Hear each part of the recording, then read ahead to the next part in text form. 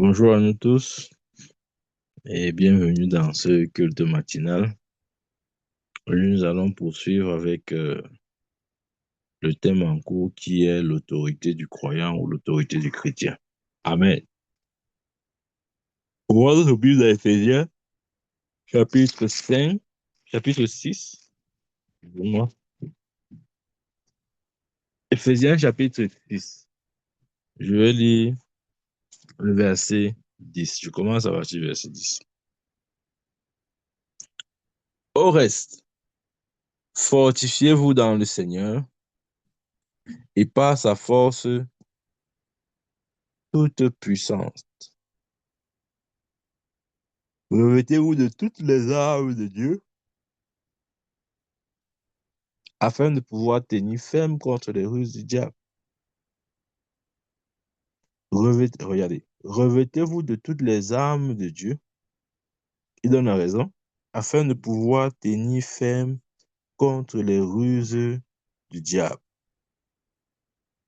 Car nous n'avons pas à lutter contre la chair et le sang, mais contre les dominations, contre les autorités, contre les princes de ce monde, contre les esprits méchants dans les lieux célestes. Verset 13, c'est pourquoi prenez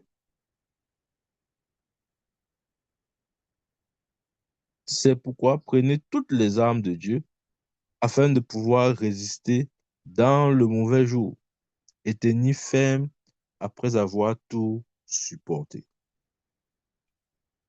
Verset 13 dit, c'est pourquoi prenez toutes les armes de Dieu. Amen. Quelle arme? Le verset 11 nous parle de prendre ou de se revêtir de toutes les armes de Dieu. Amen.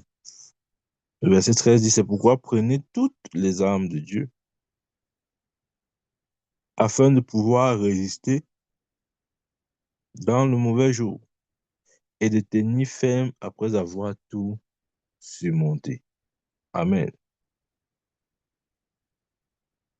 Bien-aimés, lorsque nous lisons ces versets, il y a une chose évidente qui ressort, c'est que, il y a le verset 11 le dit assez clairement, revêtez-vous de toutes les armes de Dieu afin de pouvoir tenir ferme contre les ruses du diable. Autrement dit, si nous ne revêtons pas de l'armure ou des armes de Dieu,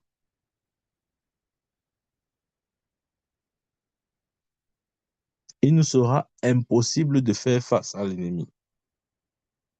Il nous sera impossible de tenir ferme contre les ruses du diable. Amen. Et ce verset nous donne aussi la raison pour laquelle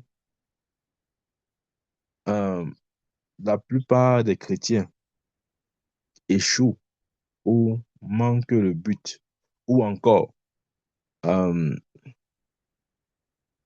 font naufrage quant à leur foi. C'est justement parce que nous refusons, consciemment ou non, de nous revêtir de l'armure de Dieu. Amen. Et sans armure, nous ne ferons pas face ou nous ne triompherons pas des ruses de l'ennemi. Regardez, la Bible dit ici, de verset 11, revêtez-vous de toutes les armes de Dieu afin de pouvoir tenir ferme contre les ruses du diable.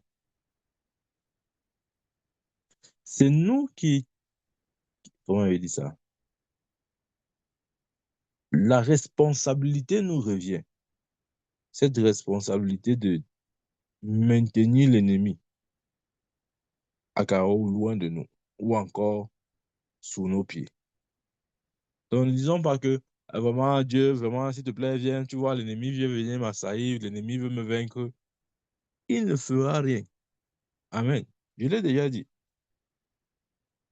C'est littéralement perdre son temps que de demander à Dieu de faire quoi que ce soit par rapport à notre ennemi. Il ne fera rien. Au lieu de demander qu'il fasse quelque chose, revêtons plutôt l'armure de Dieu. Amen. Je crois qu'on a déjà parlé sur l'armure de Dieu. Parce que c'est notre seul espoir ou c'est notre seule garantie. Il n'y a pas de garantie. Ça ne marchera pas si on procède autrement. Ouais, observez, chaque fois que nous avons voulu remettre cette responsabilité entre les mains de Dieu, rien n'a marché. Amen. Dieu aujourd'hui ne fait plus rien ou ne peut plus rien faire à notre place concernant notre ennemi. Parce qu'il a fait tout ce qu'il fallait faire pour que nous le maintenions sous nos pieds. Donc, si nous ne le maintenons pas sous nos pieds, ce n'est pas de la faute de Dieu. Donc, ça ne sert à rien de vouloir jouer à la victime en essayant de montrer à Dieu comment vraiment on est oppressé par l'ennemi, comment vraiment l'ennemi est méchant, comment s'il ne nous délivre pas, nous allons mourir. Non, absolument pas. Ce n'est pas à Dieu de venir traiter avec l'ennemi ou le diable en notre place. Il ne le fera pas, bien aimé. Lorsque nous lisons la vie de Jésus, à quel moment Jésus a remis la responsabilité de chasser, par exemple, le démon ou le diable entre les mains du Père? Aucun verset ne nous dit que Jésus a invoqué le Père pour que le Père vraiment essaye de venir chasser le démon qui dérange vraiment le démon. Amen. Ce n'est pas parce que nous faisons des choses qui agitent notre chair que c'est forcément, que ces choses respectent forcément le canevas divin. C'est pas possible. Amen. Donc, bien aimé, lorsque tu comprends que Dieu t'a donné la responsabilité de traiter avec l'ennemi, tu deviens responsable. Parfois, nous avons un christianisme irresponsable. C'est quoi le christianisme irresponsable? C'est le christianisme qui tente à nous dédouaner complètement, remettant toi entre les mains de Dieu. On aime bien ça. Ah, Seigneur, je remets toi entre tes mains. Je remets entre tes mains. Il ne prend pas. C'est pas parce que tu dis que tu remets qu'il va prendre. Amen.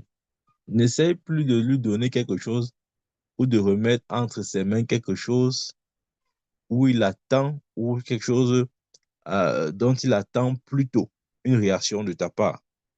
Ne dis pas ça comme ça. Non, Seigneur, ne dis pas, Seigneur, vraiment, je remets entre tes mains. Non, non, non. La seule fois où, écoutez bien, la seule fois où Jésus a remis quelque chose entre les mains du Père, c'est à la croix, quand il s'apprêtait à rendre l'âme. Il a dit, Père, entre tes mains, je te remets mon esprit. C'est la seule fois où il a appelé le Père. Et si vous voulez, lui a confié quelque chose. Amen. Jamais il n'a dit, oh, vraiment, le Père, je te remets ce démon entre tes mains. Non. Pour qu'il fasse quoi? Jamais il n'a dit vraiment, Père, entre tes mains, je te remets ces esprits qui dérangent. Non. La seule fois où il a remis quelque chose dans les mains du Père, c'est lorsqu'il fallait remettre, lorsqu'il fallait qu'il décède, lorsqu'il fallait rendre l'âme. Il a dit, Père, entre tes mains, je te remets mon esprit. C'est la seule fois. Mais nous, oui, oui, toi qui m'écoutes là, toi qui m'écoutes, nous sommes champions. A dit, on remet tout entre les mains de Dieu. Tout. C'est-à-dire, c'est comme si vraiment, ça c'est vraiment un comportement enfantin. Parce que c'est l'enfant qui essaye de tout remettre entre les mains de son père.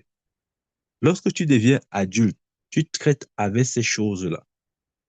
Ou si vous voulez, euh, lorsque tu deviens adulte, tu sais comment traiter avec ces choses qui, qui, qui ont souvent tendance à venir, enfin, ces situations qui arrivent vers nous sous forme de vent contraire, de crise, de tout ce que nous voulons. Nous ne remettons pas entre les mains de Dieu. Lorsque Jésus se trouvait dans la barque, et que le vent, la tempête s'est levée et que les disciples étaient remplis de panique. Ils ont appelé, réveillé Jésus. Mais ne vois-tu pas que nous sombrons? Quand Jésus s'est réveillé, bien aimé, il n'a pas dit, Père, je te remets la tempête entre tes mains. Non. Oh, Père, je te remets les vents entre tes mains. Père, je te remets la pluie entre tes mains. Non. En tant que roi, il savait que la création avait été établie pour l'écouter et lui obéir. Il n'avait pas donc besoin de faire recours à son père, parce que l'autorité que le père avait, il a reçu cette autorité. C'est cette autorité qu'il a reçue du père. Donc il y a des choses que le père ne fera plus jamais. Et Dieu merci, Jésus était très responsable et était conscient de ces vérités-là. Je répète encore, la seule chose que Jésus a remis entre les mains du Père, c'était son esprit. Lorsqu'il fallait mourir, il a dit, Père, entre tes mains, je te remets mon esprit. Et il a rendu son dernier souffle. Amen. À part ce cas-là, jamais dans les Écritures, vous voyez Jésus dit, Père, je te remets ça, je te remets. Vraiment, c'est l'enfantillage. Lorsque nous ne comprenons pas notre autorité, nous avons tendance à tout remettre entre les mains du Père, ou de Jésus, ou même du Saint-Esprit, choisissez qui vous voulez. Mais lorsque nous sommes conscients de notre autorité, nous arrêtons ces choses, bien-aimés. Nous marchons dans la lumière de notre autorité. Amen. Donc, bien-aimés, ne soyons pas des gens qui, pour un moins de rien, il y a tout remis entre les mains du Père. Père, je te remets ça. Non, non, non. Parfois, ça peut sembler être spirituel, mais des fois, ça cache aussi un, un manque ou bien une ignorance quant à notre autorité. On ne remet pas tout. Hein? On ne remet pas tout. Même quand Jésus est entré dans le temple et que dans le temple, il y avait les marchands. Amen. On vendait dans le temple. Jésus n'a pas vu, oh mon père, regarde, on a fait de ta maison, hein, un marché où on vend, où on achète. Non, Jésus a pris ses responsabilités. Amen. Il a usé de son autorité pour ramener les choses dans l'ordre. Il n'a pas dit, Père, vraiment, je te remets cette situation, vraiment. Tu vois que dans ton temple, maintenant, c'est le commerce. Voilà les pigeons, hein? Voilà les brebis, voilà les cabris, tout ça est mélangé. Seigneur, vraiment, c'est ton temple, prends soin. Non. Amen. Ça veut dire qu'il est entré dans le temple. Quand il a vu cette situation, il a pris le balai, il a fouetté ces gens. Des fois, il faut faire usage de son autorité. Amen. Il n'a pas dit, Père, je te remets cette situation entre tes mains. Ouais, ça semble être spirituel, parler comme ça. Mais des fois, ça cache aussi l'ignorance de notre autorité. Amen. Le verset 12 dit, car nous n'avons pas à lutter contre la chair et le sang, mais contre les dominations, les autorités, les princes de ce monde des ténèbres, contre les esprits méchants dans les lieux célestes. Amen.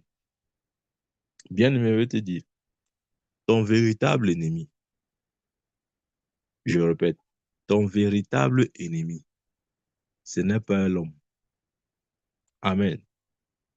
Notre ennemi n'est pas l'homme.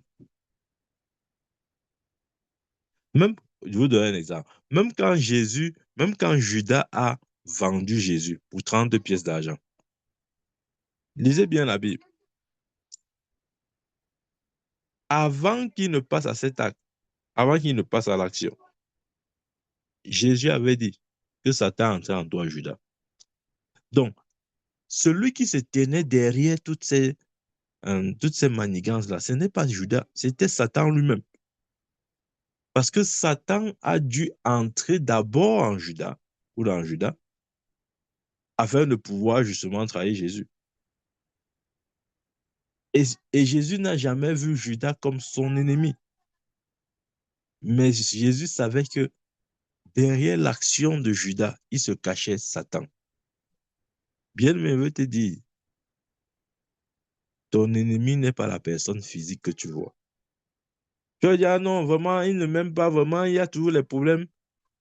Oui, mais ce n'est pas lui ton ennemi. C'est ce que la Bible dit. Lorsque nous tenons ou lorsque nous avons cette vision-là, nous traitons avec les situations et les circonstances différemment. Nous adressons comment dire, nous pouvons mieux adresser certaines situations en parlant directement à l'entité qui se cache derrière la situation. Cette entité qui est invisible, mais qui est justement euh, celle-là qui, qui occasionne le trouble. Amen. Apprenons à parler directement à l'entité qui est derrière. Amen. Bien-aimé, ton ennemi, ce n'est pas ton frère, ta soeur, ton cousin. Tu vas dire, non, tu ne comprends pas mon prophète, c'est lui. Depuis dans notre famille, de génération en génération, c'est tout eux qui nous combattent. Ce n'est pas eux, bien-aimés. Et il y a une entité qui se cache derrière ces personnes-là. Et si tu n'es pas spirituellement éveillé pour discerner cela, tu vas combattre le mauvais combat. Le combat qui consiste à combattre contre les hommes. Et aussi longtemps que tu combats contre la chair et le sang, tu n'es pas inclus dans le combat qui est le tien. Nous sommes engagés pas dans le combat contre la chair et le sang, mais dans le combat de la foi. Et le combat de la foi, c'est tenir ferme sur la parole de Dieu en maintenant l'ennemi sous nos pieds. C'est ça le combat de la foi. Le combat de la foi n'a rien à voir avec la chair et le sang. Parce que dans le combat de la foi, nous identifions les entités spirituelles. Nous n'avons pas à lutter contre la chair et le sang, mais contre les dominations, les autorités, les princes de ce monde des ténèbres, contre les esprits méchants dans les lieux célestes. Amen.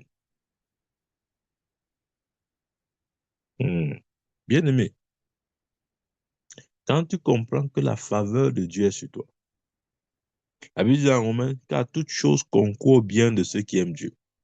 Il est impossible de perdre une quelconque bataille de la vie. Parce que la Bible dit toute chose concourt au bien de ceux qui aiment Dieu. Bien-aimé, je ne le dis pas seulement en tant qu'enseignant, mais en tant que quelqu'un qui a expérimenté ce verset. Des fois, tu es dans une situation où tu as l'impression que tu es le perdant en aller-retour. Tu as l'impression qu'il n'y a aucune issue. Tu as l'impression que tu es cerné. Tu as l'impression que ça sera ta fin. Tu as l'impression que tu es fini. Bien-aimé, toute chose concourt au bien de ceux qui aiment Dieu.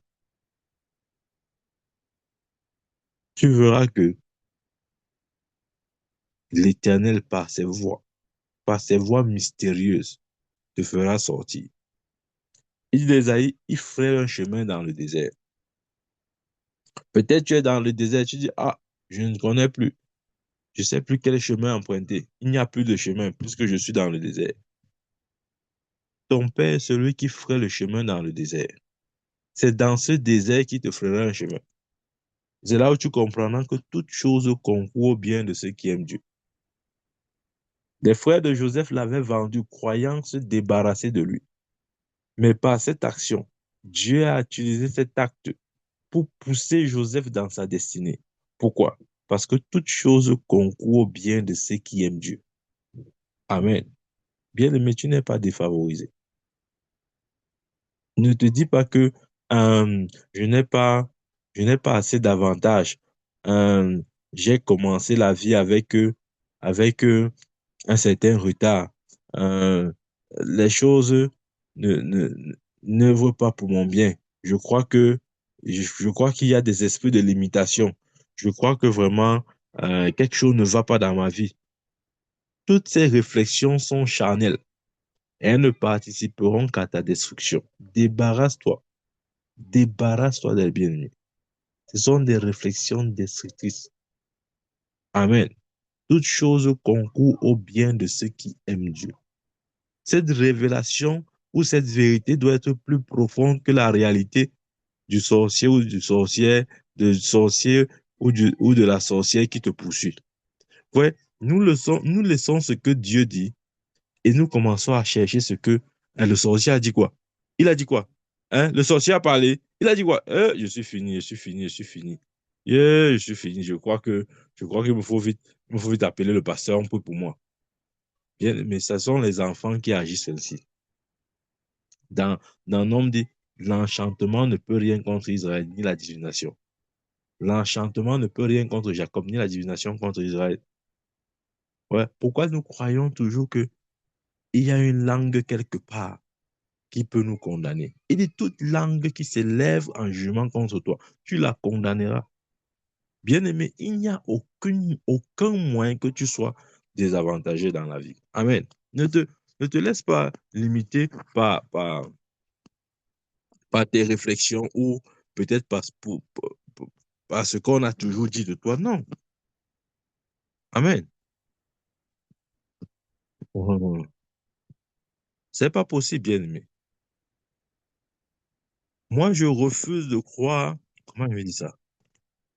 De manière systématique, je refuse de croire à toute parole qui ne s'aligne pas avec la pensée de Dieu pour moi. Amen. C'est pas possible. Oui, actuellement, ça peut sembler difficile, mais c'est dans ce difficile-là que le chemin va se créer pour toi. Amen. Parce qu'il est le Dieu qui ferait un chemin dans le désert. Oh non, mon prophète, tu ne comprends pas, c'est que vraiment, la situation dans laquelle je suis là, vraiment, je ne sais plus quoi faire. Je comprends. Et je comprends même très bien. Et je comprends même peut-être plus que toi. C'est pourquoi je te dis que c'est dans ce désert qu'il fera le chemin. Amen. Pourquoi?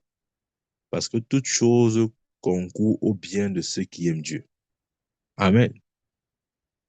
Nous devons nous occuper à savoir ce que Dieu dit, au lieu de savoir ce que les démons disent. Ça, c'est encore un autre moyen de distraction, croyez-moi. Et nous, les chrétiens, nous aimons ça. Et nous croyons que c'est être spirituel que de chercher ce que l'ennemi dit. Tu vois, un chrétien, il est là. Satan a dit quoi? Le sorcier a dit quoi? Après, quand tu essaies de, de les raisonner, ils disent que non. Prophète, tu ne comprends pas, c'est que pour bien combattre l'ennemi, il faut connaître ses stratégies. On n'a pas besoin de connaître ses stratégies. Ouais, la Bible, écoutez. Revenons encore au verset 11. Il dit, revêtez-vous de toutes les armes de Dieu afin de pouvoir tenir ferme contre les ruses du diable. Est-ce qu'il nous a demandé ici là de chercher à savoir lesquelles ruses il s'agit? Non. Il ne demande pas de chercher les ruses du diable. Il n'a pas dit non. La Bible n'a pas dit identifier, chercher à savoir les ruses du diable et voyez comment vous allez les combattre. Non, il dit revêtez-vous de l'armure. Donc, je m'en fous des ruses du diable. Je m'en fous de ce que l'ennemi planifie. Je m'en fous de ce qu'il dit. Je suis intéressé par une seule chose, à revêtir l'armure de Dieu. C'est tout. C'est ma seule garantie. Parce qu'aujourd'hui, les chrétiens ne font pas ça. On part faire pour nous. C'est-à-dire quoi? On commence à chercher la ruse du diable, c'est quoi? Satan a dit quoi? La prochaine attaque, c'est quoi? Les démons ont dit ils vont frapper de quel côté? Le sorcier, il a dit qu'il va venir par où? Il va emprunter quel chemin? C'est un perdant. Ça va te fatiguer pour rien. Bien-aimé, occupe-toi une seule chose, à revêtir l'armure de Dieu. Quelle que soit la manière à laquelle la ruse vient, si tu as l'armure au complet sur toi, tu vas triompher de ces ruses. Amen. Je dis, tu vas triompher de ces ruses. Aujourd'hui, comment je vais dire ça? Nous nous occupons à savoir les projets de Satan. Hmm? Au lieu de revêtir l'armure de Dieu. Revêtir l'armure de Dieu est plus que suffisant. C'est la clé contre les ruses de l'ennemi. Je reprends. Revêtir l'armure de Dieu est la clé principale contre les ruses de l'ennemi. Tu vois, il y a les chrétiens qui sont là. Moi, j'étais dans les choses là avant. Dieu merci, il m'en a délivré. On dit, vraiment, Seigneur, excuse-nous, pardonne-nous. Il y a des choses inutiles qu'on enseigne à l'église. On commence à dire que non, l'activité des démons se manifeste à minuit. À minuit. Vous avez déjà suivi ce genre de doctrine, non? On dit que non, c'est à minuit que les esprits sortent. C'est à minuit que les sorciers sortent. Ils sortent à minuit. Ils sortent à minuit. Ils reviennent à 3 heures. Donc, entre minuit et 3 heures, l'activité démoniaque est intense. C'est pour ça, bien-aimé, lève-toi et prie entre minuit et 3 heures. Pourquoi?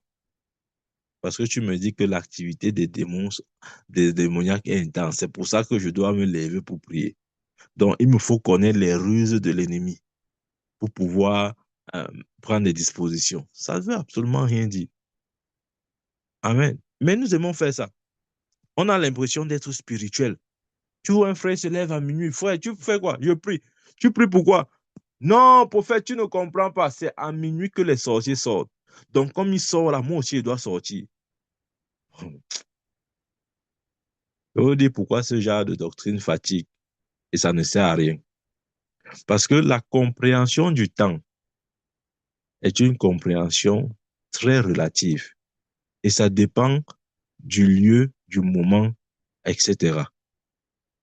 Ce que je veux dire, c'est que minuit en France n'est pas minuit au Cameroun. Donc, si au moins on avait une heure universelle, un temps universel, d'accord, on pouvait dire peut-être, et même jusque-là, si même c'était ça, Dieu ne nous demande pas de méditer sur les ruses de l'ennemi afin de mieux le combattre. Non, il dit revêtez l'armure de Dieu. Amen. Donc, là, au Cameroun, ce que tu appelles minuit au Cameroun, et que tu es au Cameroun, tu crois que c'est à minuit que les démons sortent là. Minuit au Cameroun correspond à quoi? À peut-être 6 heures ou 7 heures en France. Ouais, ça ne tient pas la route. Il y a un problème. Et on aime ce genre de doctrine. Amen. On prie parce qu'on a dit que c'est à minuit que les démons sortent. Donc maintenant, lèvons-nous à minuit pour prier.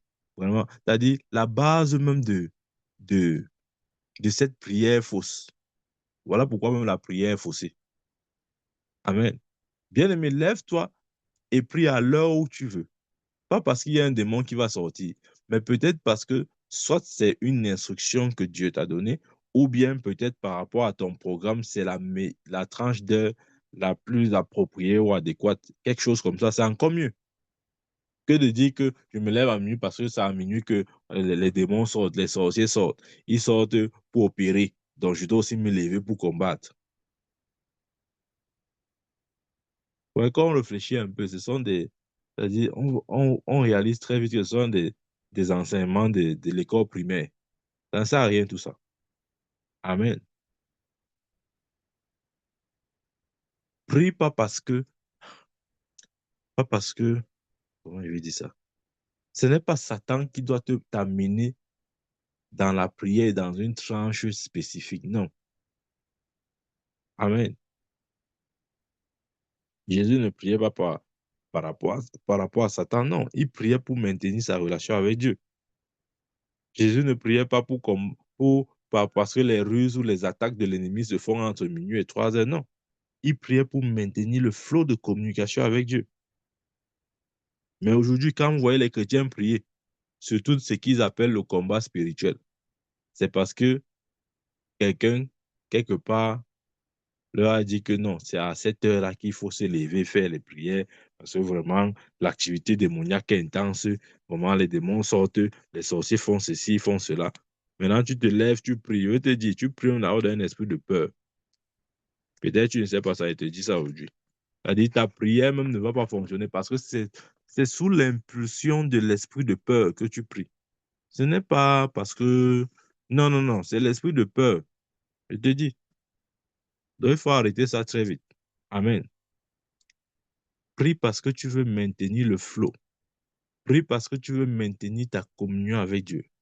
Prie parce que tu aimes Dieu. Prie parce que tu aimes la présence de ton Père. Prie parce que tu veux recevoir plus de lumière. Prie parce que tu veux plus d'éclairage. Prie parce que tu veux être davantage conscient de sa présence. Voilà les raisons pour lesquelles nous devons prier. Nous allons prier parce qu'on dit que c'est à minuit et 3 heures. Entre minuit et 3 heures que les démons sortent, les sorciers sortent.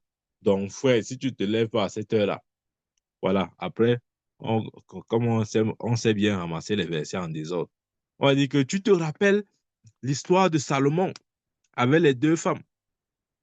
La Bible dit que c'est au milieu de, c'est au milieu de la nuit que la transaction a eu, que la femme s'est couchée sur l'enfant, l'enfant est mort et elle a changé l'enfant.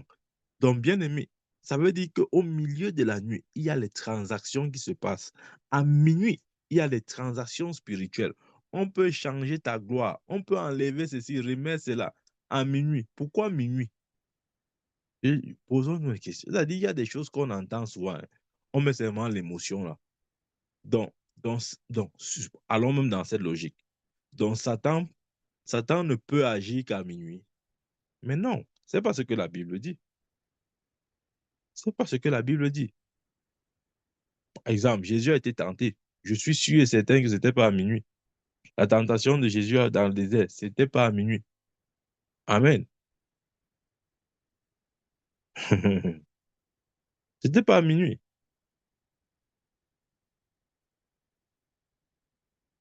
Comment je le sais?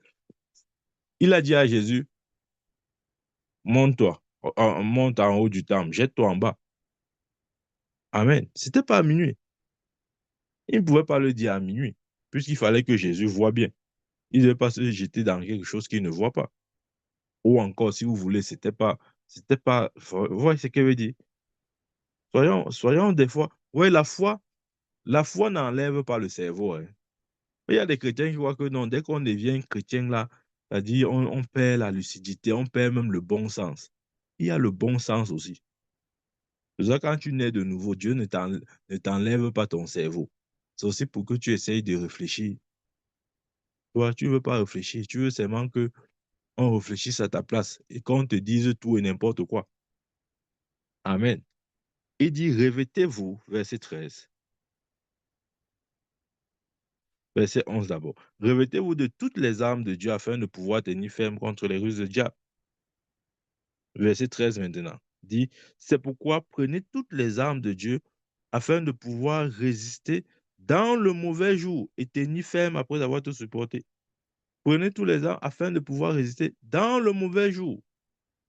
Le mauvais jour, c'est le jour où Satan se présente à toi, bien-aimé. C'est ça le mauvais jour. Le mauvais jour peut représenter ce jour ou ce mauvais vent ou cette crise. Amen. Ou, ou justement, un, comment dire, ces obstacles, ces problèmes peuvent survenir. Ça, c'est le mauvais jour. Mais tu vois, si le mauvais jour arrive, et arrive sans te trouver prêt, c'est-à-dire sans que tu n'aies revêtu totalement l'armure de Dieu. Bien-aimé, je peux te rassurer, tu n'auras pas suffisamment de ressources pour riposter. Donc, le secret des ruses de l'ennemi, ce n'est pas de savoir au sujet de ces ruses-là, non, mais c'est de revêtir l'armure. Si tu revêts l'armure, tu n'as pas besoin de savoir quelles sont les ruses, les plans de l'ennemi, parce que quelle que soit la manière à laquelle il se prépare, il sera perdant pour celui qui a l'armure de Dieu. Bien-aimé, sois conscient de l'armure.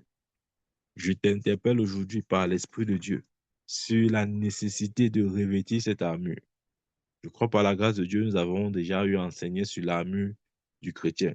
Écoute cet enseignement-là et rassure-toi que de manière constante, ton armure est bien en place sur toi.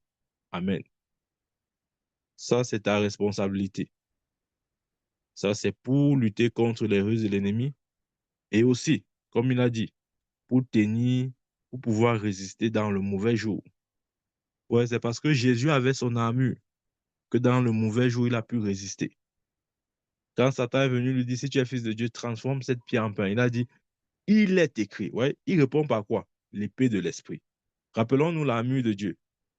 Parmi les éléments de l'armure, il y a l'épée de l'esprit qui est le réma. Quand Satan est venu dans le mauvais jour avec sa ruse qui s'appelle tentation, en disant à Jésus, si tu es fils de Dieu, je transforme cette pierre en pain.